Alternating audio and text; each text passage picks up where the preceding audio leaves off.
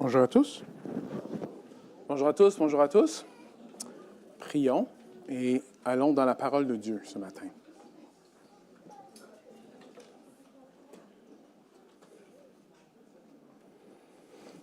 Prions ensemble.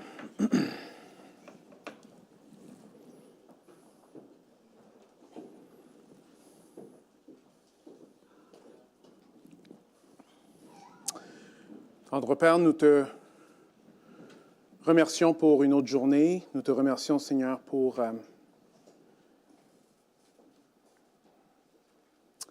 le don de vivre. Merci, Seigneur, que tu as pris soin de nous hier soir, que tu as fait en sorte qu'on s'est réveillés ce matin, qu'on soit ici en train d'entendre ta parole. Seigneur, instruis-nous dans tes voies. Dirige-nous dans tes voies. Aide-nous à comprendre davantage tes voies. Afin que ton nom puisse être glorifié, Seigneur.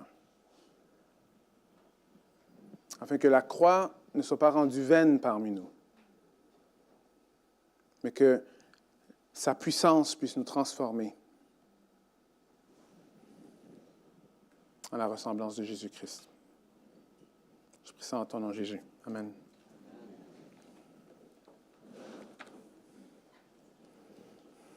Alors, il y avait vraiment beaucoup de riches.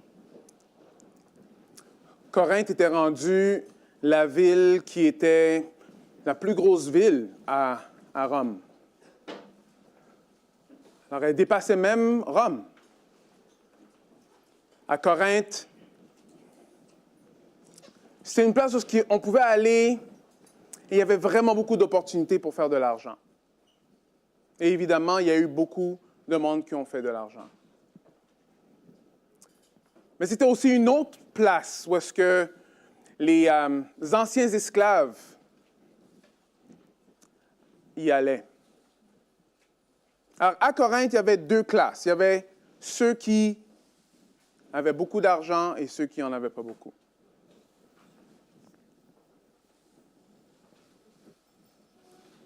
Alors, comment ça fonctionnait? Bon, c'était très clair. Ceux qui n'avaient pas beaucoup d'argent, si tu avais besoin d'argent aussi, si ça ne fonctionnait pas, tu allais voir quelqu'un qui avait beaucoup d'argent et il devenait comme ton patron.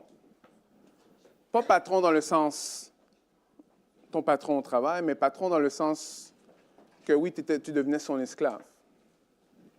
Mais en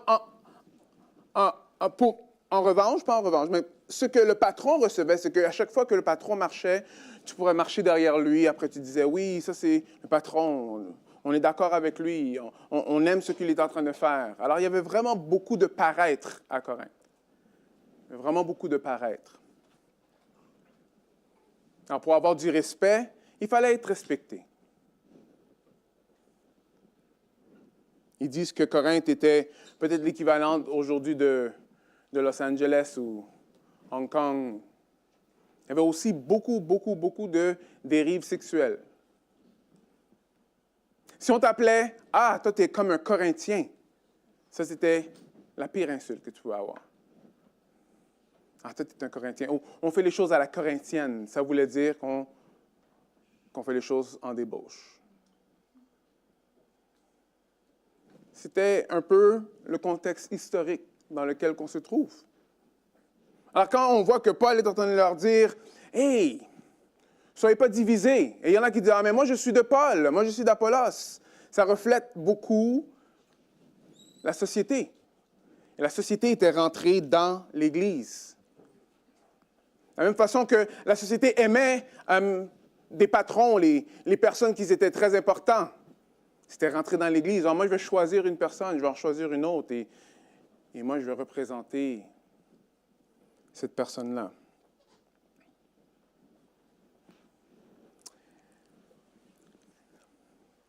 Je ne sais pas si vous vous rappelez, mais au début de la lettre, Paul a écrit la lettre avec quelqu'un d'autre. Son nom, c'est Sosthène. Et ça dit vraiment Paul appelé à être apôtre du Christ Jésus par la volonté de Dieu, et le frère Sosthène. Et dans ses autres lettres, ce n'est pas exactement comme ça qu'il l'écrit, la personne qui écrit la lettre avec lui, dans le sens que si c'est juste un scribe. il met vraiment Sosthène à une place d'honneur pour être dans la première phrase de sa lettre. Et pourquoi? Allons lire dans Acte 18. Acte 18, c'est intéressant parce qu'on a la genèse de l'Église à Corinthe.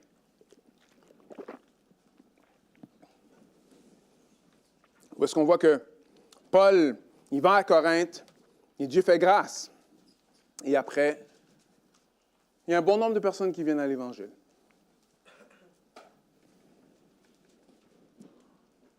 Alors, Acte 18, alors après cela, Paul s'éloigna d'Athènes et se rendit à Corinthe.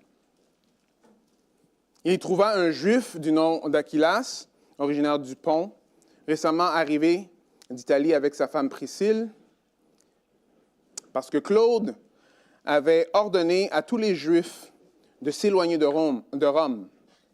Alors il se lia avec eux, et comme il avait le même métier, il demeura chez eux et ils travaillaient ensemble. Ils étaient de leur métier fabricants de tentes. Dans les prochaines prédications, ça va avoir du poids. Mais c'est ça. Alors Paul arrive chez du monde que eux, ils font la même chose que lui. Il fait des tentes, ils font des tentes, et il va là-bas. Alors il avait des entretiens dans la synagogue chaque sabbat et persuadait des Juifs et des Grecs. Mais quand Silas et Timothée furent descendus de la Macédoine, Paul se consacra entièrement à la parole. Il attestait aux Juifs que Jésus était le Christ. Mais comme les Juifs s'opposaient à lui avec des blasphèmes, il secoua ses vêtements et leur dit, « Votre sang retombe sur votre tête. J'en suis pur et dès maintenant, j'irai vers les païens. » Alors, il partit de là et se rendit dans la maison d'un homme craignant Dieu du nom de Titius Justus, maison qui était contiguée à la synagogue. Pourtant, Crispus, le chef de la synagogue, crut au Seigneur avec toute sa famille. Beaucoup de Corinthiens qui écoutaient Paul crurent et furent baptisés. Alors, la coutume de Paul, c'était d'aller dans la synagogue de la ville pour montrer que Jésus-Christ est le Messie. C'est le Messie que vous attendez, les Juifs. Il y a de synagogue à synagogue pour dire, OK, ça, c'est le Messie que vous attendiez. Mais comme on voit ici, les Juifs ont commencé à, vraiment, au fur et à mesure, de devenir de plus en plus violents.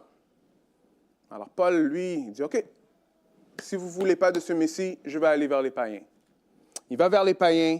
Et comme on voit ici, une famille vient au Seigneur. Et il y a beaucoup de familles qui viennent à Corinthe, qui viennent au Seigneur. Et le Seigneur lui dit ceci, « Dis à Paul en vision pendant la nuit, sois sans crainte, mais parle et ne te tais pas. Car moi je suis avec toi, et personne ne mettra la main sur toi pour te faire du mal, parce que j'ai un peuple nombreux dans cette ville. » Juste une petite parenthèse, hier soir, on a eu la réunion d'affaires. C'est juste pour vous rappeler qu'il n'y a rien qui a vraiment changé dans la mission. Jésus nous l'a dit très clairement, on est là pour faire de toutes les nations des disciples. On est là pour aller parler et trouver le peuple qui est nombreux dans la ville.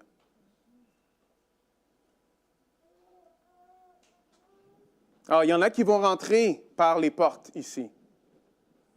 Il y en a d'autres qui sont toujours là à être découverts.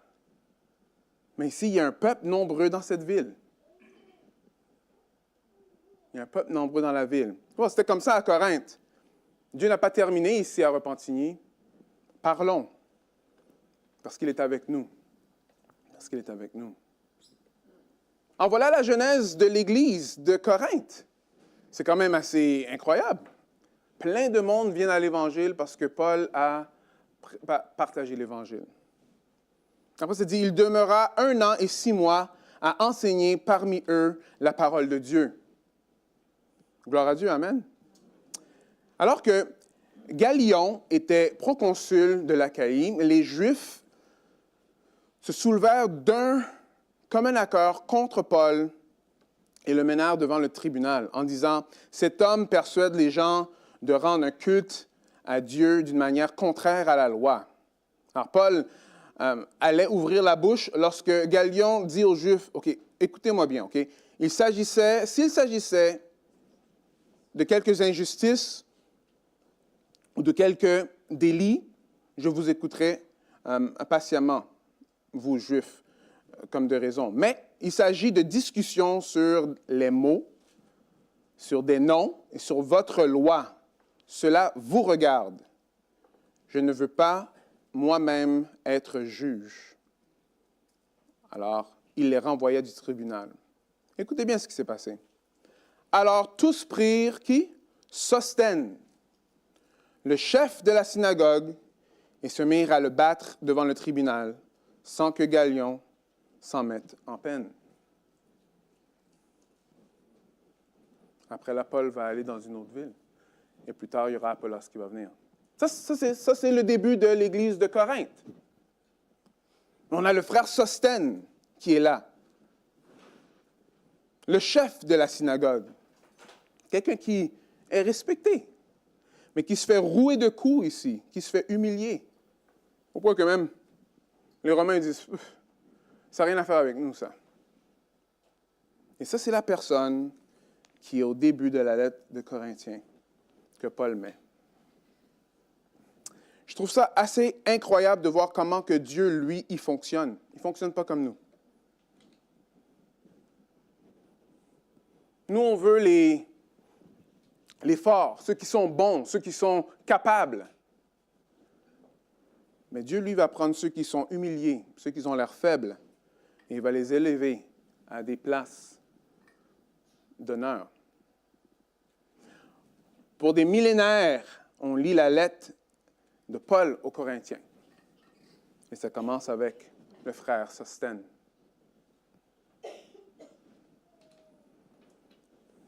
Cherches-tu la gloire dans ta vie? Est-ce que tu aimes ça que le monde t'élève et dise ton nom? Et que quand tu rentres dans une salle, le monde sont contents de te voir. Que tu as du respect tout le temps. Je comprends. Tout le monde, dans un sens, veut être respecté. Mais ce qu'on voit, c'est que la façon que Dieu, lui, fonctionne, il fonctionne complètement à l'envers. Dieu utilise la faiblesse de l'homme pour montrer sa puissance à travers la faiblesse d'un sauveur crucifié.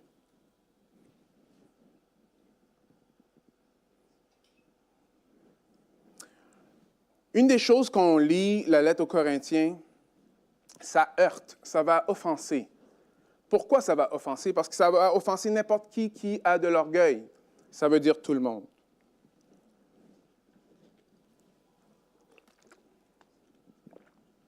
Cette lettre a été écrite pour tous les humains.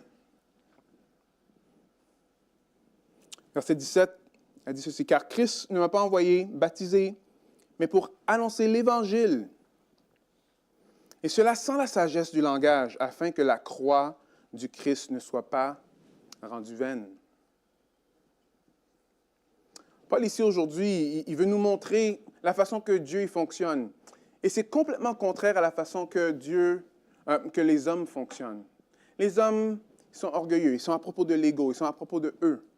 Mais ici, on va voir que dans la faiblesse, c'est là que Dieu, lui, se glorifie. Et ultimement, c'est là qu'on voit sa puissance. Dans les églises, on aime la puissance. On veut la puissance. On veut la puissance. Mais c'est souvent juste lié au miracle. C'est malheureux, parce que c'est limité. Ici, on dit que la puissance de Dieu est dans la folie de la croix. La folie de la croix. Lisons un peu le texte d'aujourd'hui. 1 Corinthiens 1, verset 18 à 2, verset 5. Alors, car la parole de la croix est folie pour ceux qui périssent, mais pour nous, qui sommes sauvés, elle est puissance de Dieu. Et aussi, il est écrit, « Je détruirai la sagesse des sages et j'anéantirai l'intelligence des intelligents. Où est le sage? Où est le scribe? Où est le contestataire de ce siècle? Dieu n'a-t-il pas frappé de folie la sagesse du monde? Car puisque le monde, avec sa sagesse, n'a pas connu Dieu dans la sagesse de Dieu, il a plu à Dieu de sauver les croyants par la folie de la prédication. Les Juifs demandent des miracles et les Grecs cherchent la sagesse. Nous prêchons Christ crucifié. Scandale pour les Juifs et folie pour les païens. Mais pour ceux qui sont appelés, tant Juifs que Grecs, Christ, puissance de Dieu et sagesse de Dieu. Car la folie de Dieu est plus sage que les hommes et la faiblesse de Dieu est plus forte que les hommes. Considérez, frères, comment vous avez été appelés. Il y a parmi vous ni beaucoup de sages selon la chair, ni beaucoup de puissants, ni beaucoup de nobles, mais Dieu a choisi des choses folles du monde pour confondre les sages. Dieu a choisi les choses faibles du monde pour confondre les fortes. Dieu a choisi les choses viles du monde, celles qu'on méprise, celles qui ne sont pas, pour réduire à rien celles qui sont, afin que nulle chair ne se glorifie. Or, c'est par lui que vous êtes en Christ Jésus, qui, par Dieu, a été fait pour nous sagesse et aussi justice, sanctification et rédemption, afin que, comme il est écrit, que celui qui se glorifie dans le Seigneur. Pour moi, Paul, frère, lorsque je suis allé chez vous, ce n'est pas avec une supériorité de langage ou de sagesse que je suis allé vous annoncer le témoignage de Dieu. Car je n'ai pas jugé bon de savoir autre chose parmi vous, sinon Jésus-Christ et Jésus-Christ crucifié. Moi-même, j'étais auprès de vous dans un état de faiblesse, de crainte et de grand tremblement. Ma parole et ma prédication ne reposaient pas sur les discours persuasifs de la sagesse, mais sur une démonstration d'esprit et de puissance, afin que votre foi ne soit pas fondée sur la sagesse des hommes, mais sur la puissance de Dieu.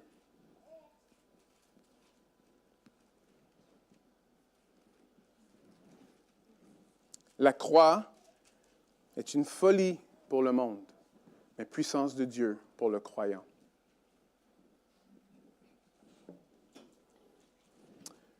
Voyez, le texte commence quand même très clair.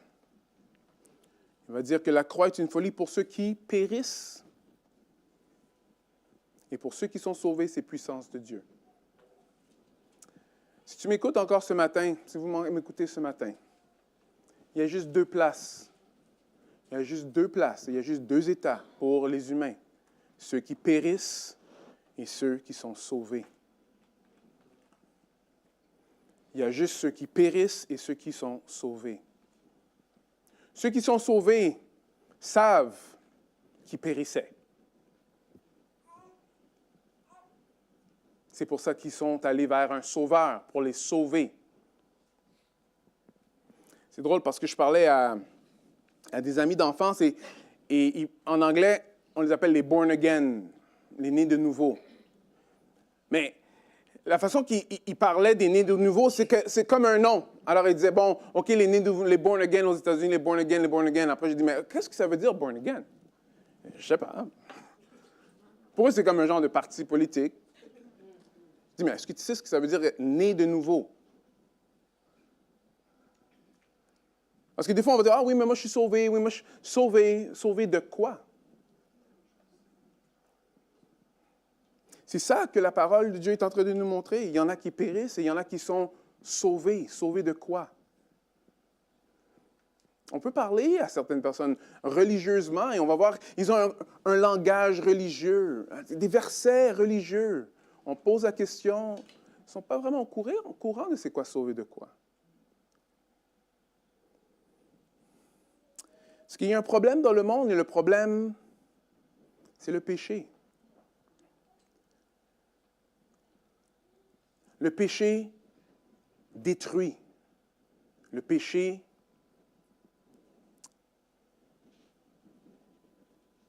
détruit.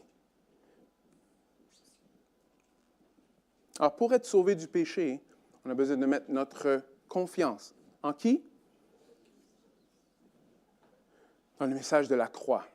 C'est quoi le message de la croix? Que Dieu s'est fait chair. Il a vécu une vie parfaite. Il est mort à la croix à ta place. Il a pris tes péchés. Il a pris tes péchés. Il est mort à ta place. Il a été puni à ta place, même si lui n'a rien fait. Afin que tous ceux qui mettent leur confiance en lui ne périssent pas, deviennent ses enfants et ont la vie éternelle. Alors encore une fois, si tu entends ma voix ce matin et tu n'es pas sûr où est-ce que tu es, il y en a qui périssent et il y en a qui sont sauvés. Est-ce que Christ t'a sauvé? Est-ce qu'il t'a sauvé de tes péchés? Vous voyez, le problème dans le monde, ce n'est pas seulement ceux qui sont sauvés qui voient qu'il y a un problème. Tout le monde voit qu'il y a un problème. Tout le monde voit qu'il y a un problème. Alors, c'est pour ça qu'il y a plusieurs personnes qui ont essayé de donner des réponses à ce problème-là. Le problème du péché, c'est ça que Christ nous montre très clairement que c'est le péché. Mais il y en a d'autres qui vont trouver, bon, on voit qu'il y a un problème, mais il faut qu'on identifie le problème d'une certaine façon. Alors, on a quoi? La bonne nouvelle de la philosophie. Si vous voulez aller à l'église de la philosophie, il y en a que vous allez déjà à cette église-là, le cégep, l'université. Mais c'est déjà commencé aussi dans le secondaire. La bonne nouvelle de la philosophie, c'est quoi? Vous voyez, vous pouvez avoir le bonheur. Vous pouvez avoir le bonheur. Qu'est-ce qu'il faut faire? Il faut avoir juste une vie simple et éviter les problèmes. Égale bonheur. Bonne chance. Mais Épicure, c'est un peu de ça qu'il parlait. Le bonheur est accessible maintenant, ici. C'est parce qu'on se complique trop la vie. Juste aie une vie simple et tu vas avoir le bonheur. Là, il faut vraiment qu'on y pense parce que ces genres de philosophies-là sont rentrés dans l'Église.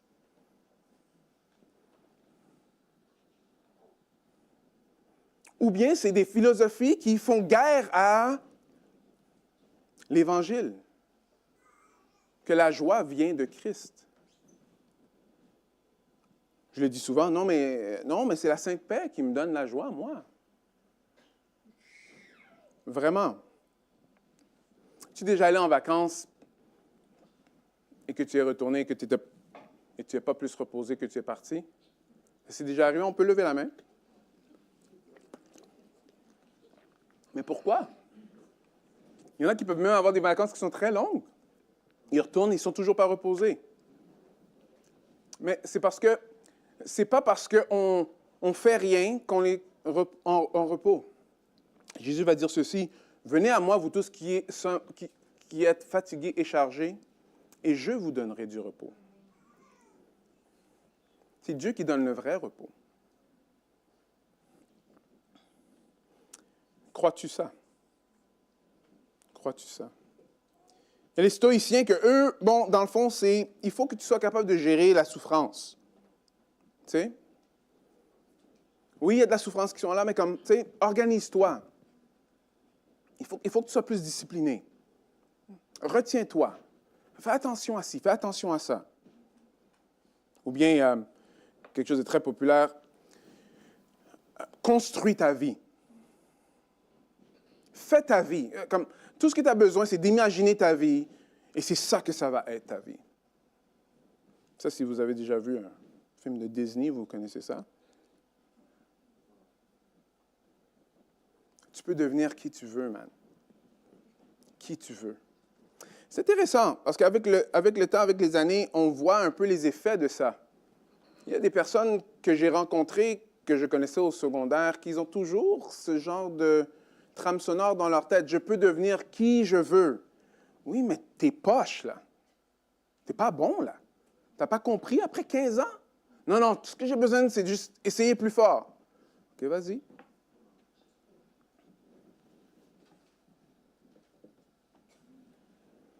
Tu peux devenir qui tu veux. Attends une minute. Alors, c'est pas dans mon pouvoir, ça? Non, c'est pas dans ton pouvoir de devenir qui tu veux. Pourquoi? Parce que tu as été créé d'une certaine façon. Et parce que tu as été créé d'une certaine façon, tu n'es pas comme le voisin. Et le voisin n'est pas comme toi. Dieu a un chemin pour toi. Il a un chemin pour le voisin. Il a un chemin pour l'autre. Même si tu essaies de faire ce que l'autre fait, tu ne pourras pas. Parce que l'autre est l'autre et toi, tu es toi. Alors, la vraie question pour nous en tant que chrétiens, c'est de savoir, OK, Seigneur, pourquoi tu m'as mis sur la terre? Et de suivre ce que lui veut pour nous. Et d'être satisfait avec le lot que nous, on a reçu. Un autre philosophe, aujourd'hui très, très populaire, c'est que le problème, là, c'est dans le système. Ce qu'il faut qu'on fasse, c'est qu'il faut qu'on change de système. Et là, tout va bien aller. Son nom, c'est... Il n'y a pas de problème avec la moralité. Ce n'est pas Dieu qui va ranger les affaires. Et dans le fond, ce que nous, il faut qu'on fasse, c'est qu'il faut qu'on en enlève ceux qui sont dans le système en ce moment, on en met des nouveaux, et le système va être notre salut. Quand le système va changer, tout va bien aller. Son nom, c'est... Alors pour lui, le salut, c'est dans la politique. Il n'y a pas de péché, il y a juste de l'oppression. Et le Messie, ça vient par la révolution. Son nom, c'est M. Marx. M. Marx. Le problème avec ça, c'est que dans son concept de la vie, ce n'est pas vraiment nous le problème, c'est toujours quelqu'un d'autre qui a le problème. C'est toujours quelqu'un d'autre qui est le problème. C'est jamais nous. Le problème avec ça, c'est que quand c'est toujours quelqu'un d'autre qui est le problème, alors le système doit toujours changer. Est-ce que vous vous êtes déjà posé la question, qu'est-ce qui arrive après que le système ait changé? C'est qui va être en charge du système après ça? Ah, d'autres personnes. Alors c'est quoi? Alors une fois que le système est changé, alors qu'est-ce qui arrive? Alors il y en aura d'autres qui vont dire, ah mais nous on est opprimés?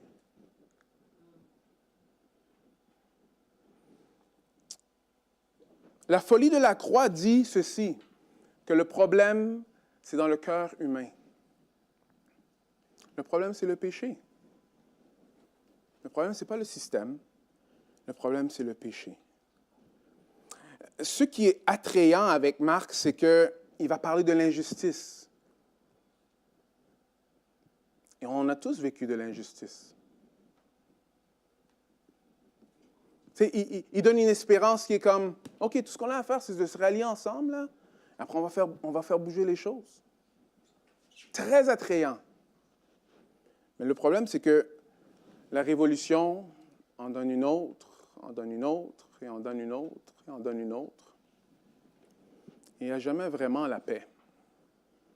Ça ne fonctionne pas vraiment.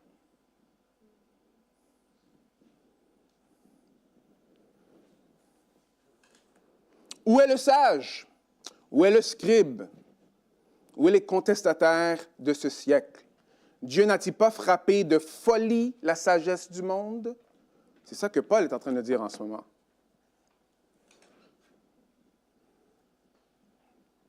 Oui, la croix, c'est folie. Mais il n'y a pas d'autre solution. Parce qu'il n'y a rien qui peut adresser le cœur humain. Il n'y a rien qui peut enlever ton péché. La seule personne qui peut le faire, c'est celui qui est mort pour ton péché. Alors, qu'est-ce qui arrive? Wow! Jésus sait que tu n'es pas capable. Alors, il te donne son esprit pour que tu puisses marcher dans les voies de Dieu. Dieu sait que tu ne peux pas toujours être content d'après les circonstances qui sont autour de toi. Alors, il te donne une joie à travers les souffrances. Dieu sait que la souffrance est difficile. Mais Dieu n'est pas un Dieu détaché de nous. Jésus a souffert comme nous. Il sait c'est quoi. Et il dit qu'il est avec nous à travers la souffrance. L'injustice, oui. On n'a pas terminé de vivre l'injustice. Mais ce que Christ dit, c'est qu'il dit que moi, j'ai vaincu le monde. En faites-moi confiance. Folie pour le monde. Folie. Mais puissance de Dieu pour ceux qui sont sauvés. Psaume 42, j'aime bien. Il va dire ceci. Je le chante ces jours-ci un peu. Psaume 42. On le chante aussi dans un chant.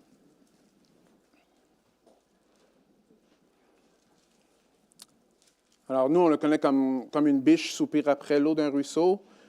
Ainsi, mon âme soupire après toi, ô Dieu. Mon âme a soif de toi, Dieu, Dieu vivant. Mais il y a un refrain qui retourne dans ce psaume-là que je me le dis souvent. Et c'est important pour que le croyant reste là. Pourquoi t'as battu mon âme et gémis-tu sur moi? Attends-toi à Dieu, car je le célébrerai encore pour son salut.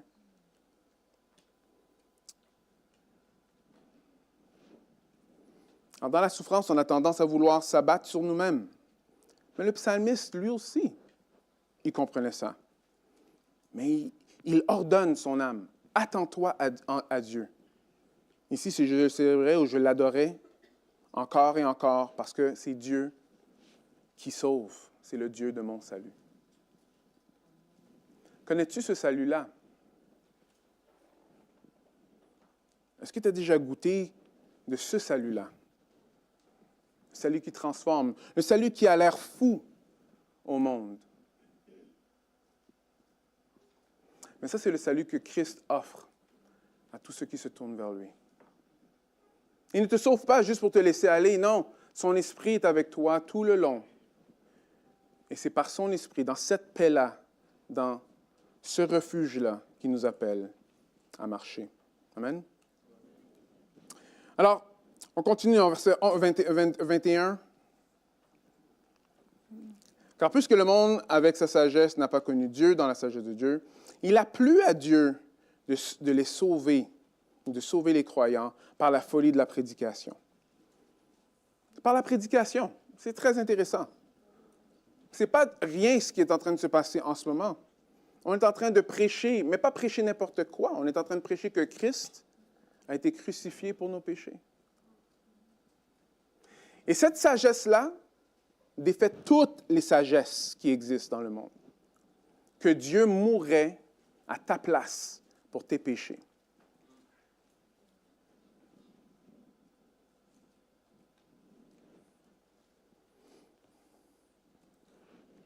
Nous prêchons Christ crucifié. Ah, gloire à Dieu. Et pour ceux qui sont appelés, tant juifs que grecs, Christ, puissance de Dieu et sagesse de Dieu. J'aimerais parler à tout le monde, dans le fond. Je vais commencer par ceux qui vont au cégep ou qui sont à l'université. Quand vous êtes dans ces environnements-là, très rapidement, ils veulent discréditer la sagesse de Dieu. Mais voyons, c'est quoi le rapport, là? Comme, OK, il est mort, là. Tu crois en Dieu, c'est quoi ça? Ici, là, on voit qu'il ne faut pas avoir honte de prêcher Christ qui est crucifié. Parce que c'est ça qui résout le problème de l'humanité. C'est que Christ est mort pour tes péchés.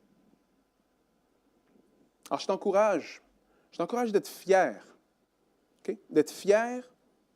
Alors, si tu vas te glorifier, avoir de la fierté, sois fier que Christ est mort pour tes péchés.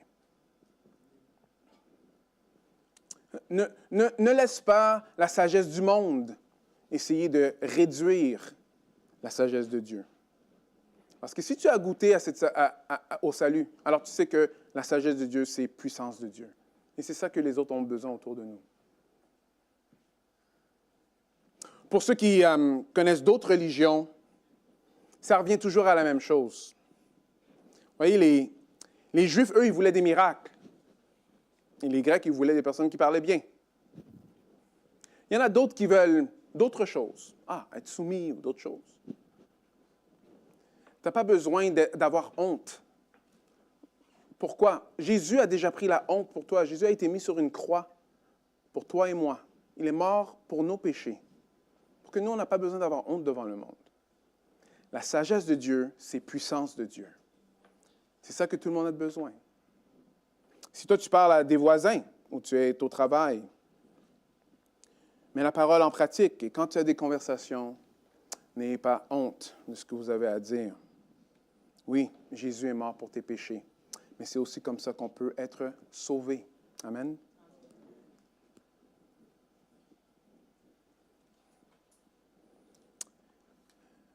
Alors, on va voir la deuxième partie de la lettre. Dieu appelle des personnes ordinaires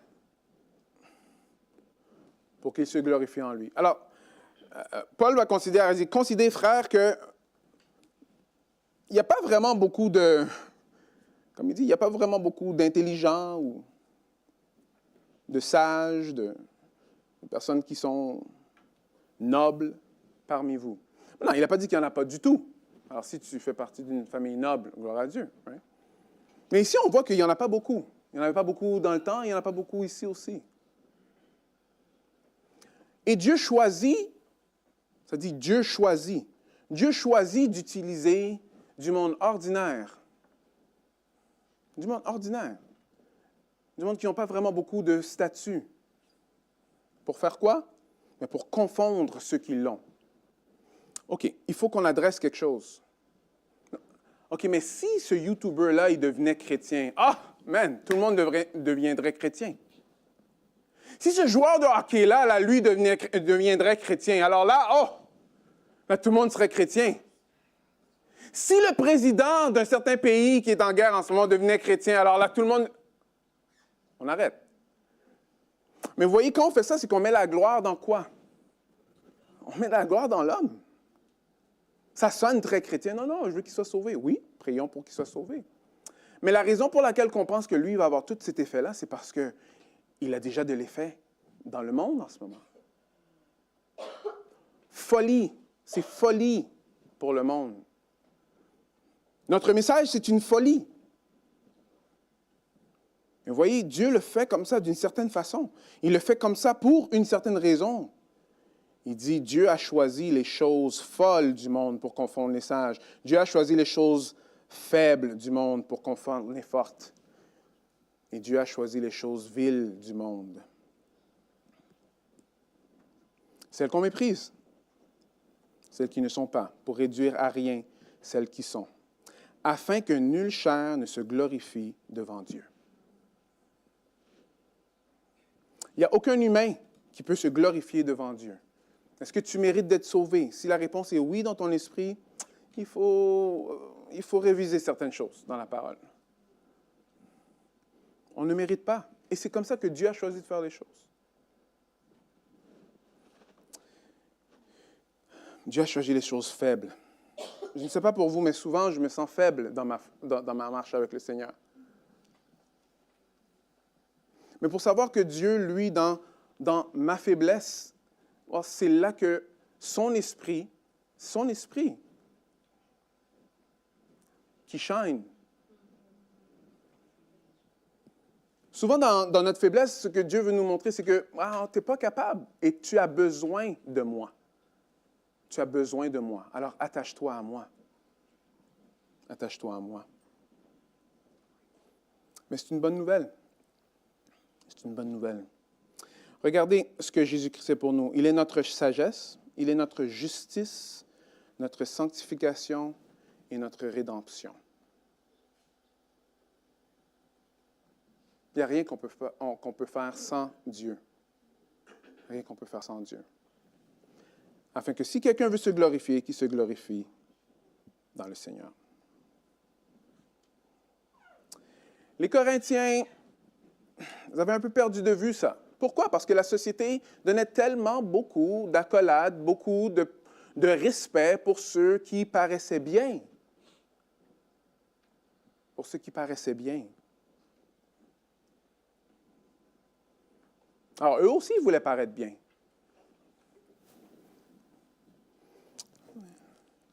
Non, mais tout le monde a des Nike, papa. Pas de problème avec les Nike, mais en tout cas, dans mon temps, les mêmes Nike étaient comme à 1/10 du prix que vous payez. Et c'était quand même cher. Alors moi, mon père m'a acheté comme un genre de Mikey, genre.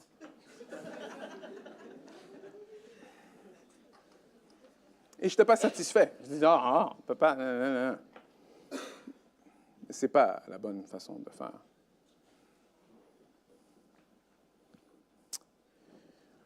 Non, ce qu'on a besoin, c'est qu'on a besoin de la sagesse de Dieu, la justice de Dieu, la sanctification de Dieu, la rédemption. On a besoin de Dieu. On a besoin de Dieu. Le chrétien, la bonne nouvelle du chrétien, c'est qu'il est sauvé. Et c'est un événement qui arrive, mais l'Esprit de Dieu continue à le sauver de lui-même. Et Dieu nous appelle toujours à lui, en repentance à lui, parce que où est-ce que ça goûte bon? C'est dans sa présence. Quand nous, on est seuls dans notre propre affaire, qu'on marche par la chair, qu'on appelle. Mais comment que ça a été la dernière fois que tu as marché par la chair? Ça a été bien? Oui, non? OK. Vous n'avez pas de chair, c'est ça? OK. Alors, OK. Alors, on va parler au bois. Oh, ouais, il y a un bois ici, non? C'est pour nous de se rappeler qu'on a besoin d'être attachés au Seigneur. Parce qu'on va tendance de vouloir nous glorifier nous-mêmes. Mais Dieu, lui, il ne partage pas sa gloire avec personne. C'est le seul qui est digne de gloire. Alors, qu'est-ce qu'il a fait? C'est qu'il a fait en sorte que, OK, suivez Christ, suivez mon esprit. Et on ne peut pas se glorifier nous-mêmes, on peut juste le glorifier. Quand on le glorifie, c'est là que nous, ça va beaucoup mieux. Quand on se glorifie nous-mêmes, on n'est pas là-dedans. Right? Alors, Paul va continuer dans le chapitre 2, il va continuer pour dire que, mais moi je suis allé, où ça? Mais moi je suis allé chez vous. Et lui-même, il n'a pas utilisé, ici ça dit la supériorité de langage ou la sagesse du monde. Parce que vous voyez dans ce temps-là, la supériorité de langage, il y avait une façon que les Romains parlaient ou les Grecs qui parlaient. Ils avaient une façon, ils évaluaient la façon que l'orateur il parlait d'après ses intonations. Oh, très bon, oui. Et le plus d'intonation, la façon que tu parlais, si tu es capable de faire, appelle la rhétorique. Le plus que tu avais ça, très, très bon. Oui, encore. Il n'a rien dit, là, mais oui, encore. Alors, on pouvait utiliser ça pour passer notre message. Mais Paul a dit, je ne vais pas utiliser aucune de ces choses-là. Pour une raison. Pourquoi? Parce que je ne veux pas que votre foi soit fondée sur ces choses-là. Je veux que votre foi soit fondée sur une chose seulement. Et c'est quoi? C'est la puissance de Dieu. La puissance de Dieu. Un frère me parlait de son oncle. Son oncle qui l'a vu après, il dit, « Hein, t'es toujours dans ça, toi, l'affaire chrétienne? T'es toujours dans ces affaires-là? » Il a dit, « Mais oui. » Intéressant parce que son oncle, quand lui était sauvé, il a dit, « Tu ne vas pas toffer. » Mais avec les années, qu'est-ce que lui, il voit? Il dit, « Hey, il n'est plus à la même place qu'il était avant. » Est-ce qu'il y a quelque chose avec cette affaire de chrétienté? Je ne sais pas.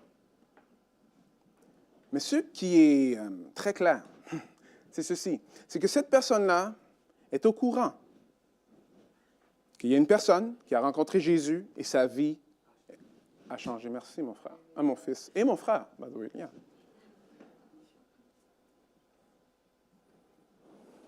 Il a vu la puissance de Dieu. Beaucoup d'entre nous, quand on veut la puissance de Dieu, on veut encore des miracles. Mais rappelez-vous ici, c'est qui voulait des miracles? Mais c'était les Juifs qui voulaient des miracles. Et ce qui est vraiment intéressant, c'est que les Juifs ont eu des miracles. Et ils n'ont quand même pas cru.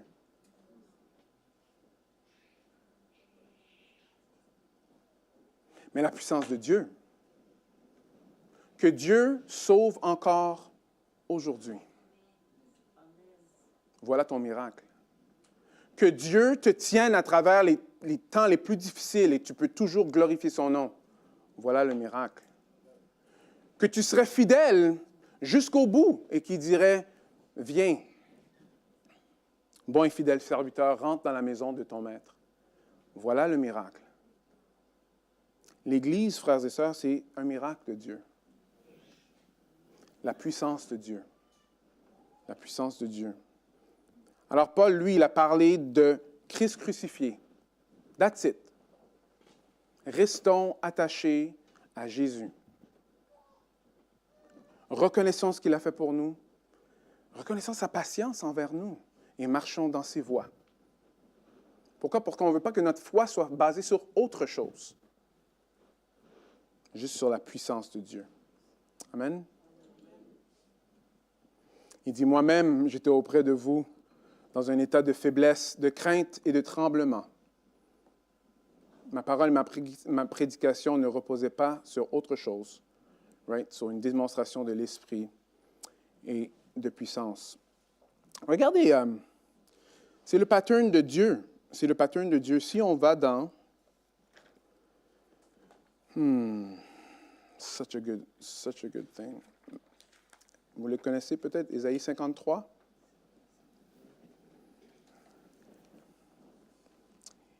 Ésaïe 53 va dire ceci. Qui a cru à ce qui nous était annoncé? À qui le bras de l'Éternel s'est-il révélé? Il s'est élevé devant lui comme un rejeton, comme une racine qui sort d'une terre assoiffée. Il n'avait ni apparence ni éclat pour attirer notre regard. Et son aspect n'avait rien pour nous plaire. Méprisé, abandonné des hommes de douleur et habitué à la souffrance, semblable à celui devant qui l'on se voile la face, il a été méprisé. Nous ne l'avons pas considéré. Certes, ce sont nos souffrances qu'il a portées. Ce sont nos douleurs qui s'est chargé.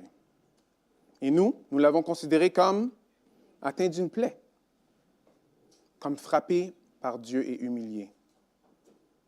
Mais il a été transpercé à cause de nos crimes, écrasé à cause de nos fautes. Le châtiment qui nous donne la paix est tombé sur lui.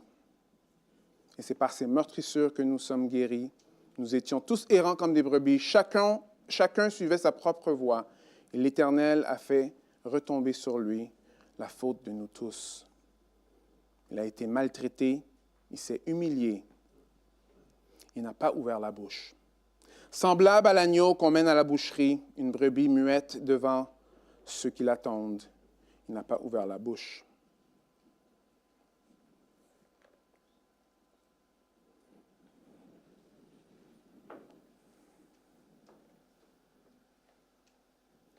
Que celui que toute la gloire, lui est due. Celui qui est digne d'être loué. C'est comme ça qu'il a vécu sur la terre, pour toi et pour moi. Folie pour le monde. Folie pour le monde, mais puissance de Dieu pour ceux qui sont sauvés. Alors, je vous encourage et je m'encourage, on s'encourage ensemble parce qu'on a besoin de s'encourager ensemble. De s'attacher à Jésus, s'attacher à Christ. C'est Christ qui doit vraiment être la colle. Ça doit être la colle entre nous, dans nos pensées, dans nos relations. De vraiment mettre Christ au milieu. Mettre Christ au milieu. Qui sait? Quelqu'un peut-être rentrerait dans l'Église et dirait, « Oh, eux, ils connaissent Jésus-Christ. » Et ils seraient sauvés. Ça s'est déjà passé. Ça peut se repasser encore. Amen. Je vous encourage dans les hauts et les bas de la vie. Jésus est avec toi, il est avec moi, il ne nous lâche pas. On le sait parce qu'il nous l'a montré. Ce n'est pas juste quelque chose qu'on a lu, il nous l'a montré. C'est comme ça que nous, on peut s'être sauvés aujourd'hui. Prions ensemble. Seigneur, merci Seigneur que ton message rend le message du monde fou, comme une folie. Il y en a plusieurs qui essayent, mais on voit qu'ils ne sont pas capables d'y arriver. Il y en a qui ont même des messages qui sont très alléchants. Mais Seigneur, si on observe ce qu'ils offrent vraiment, ça ne donne pas grand-chose. Je te prie, Seigneur, que ta parole puisse nous transformer dans chaque chose qu'on fait. Seigneur, que ça puisse nous aider à être moins insécures, à aimer les autres autour de nous, à te laisser nous diriger, Seigneur, à transformer nos vies, transformer des vies de personnes qui sont autour de nous. À Corinthe, il y avait un grand peuple qui était là, Seigneur. Seigneur, on ne sait pas c'est qui est le peuple qui est à Repentigny, mais pointe-nous vers eux. Continue à sauver, Seigneur, et que ton nom puisse être glorifié. Que ta parole reste toujours centrale dans cette Église et parmi les croyants. Je prie ça en ton nom, Jésus. Amen.